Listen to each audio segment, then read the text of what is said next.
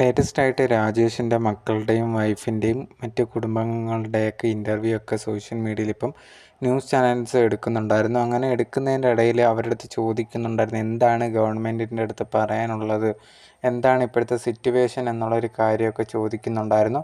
ആ ഒരു ചോദിച്ച സമയത്ത് ഭാര്യ ആദ്യം പറഞ്ഞൊരു കാര്യം എന്ന് പറഞ്ഞാൽ കുറേയധികം കടങ്ങളൊക്കെ ഉണ്ട്, ഇതൊക്കെ വീട്ടണം, അതുപോലെ തന്നെ വീട് വെക്കണം എന്നുള്ളൊരു കാര്യമൊക്കെയാണ് രാജേഷ് ഏട്ടൻ എപ്പോഴും പറയുന്നുണ്ടായിരുന്നത്. അതിനു വേണ്ടിയായിരുന്നു ശ്രമിച്ചുകൊണ്ടിരുന്നത്. ഇപ്പം ഞങ്ങൾക്ക് ആരുമില്ലാതായിപ്പോയി എന്നുള്ളൊരു കാര്യം കൂടി പറഞ്ഞിട്ടുണ്ടായിരുന്നു. മക്കളടുത്ത് ചോദിക്കുന്ന സമയത്ത് ഇതിനെക്കുറിച്ചായിരുന്നു പറഞ്ഞിട്ടുണ്ടായിരുന്നത്.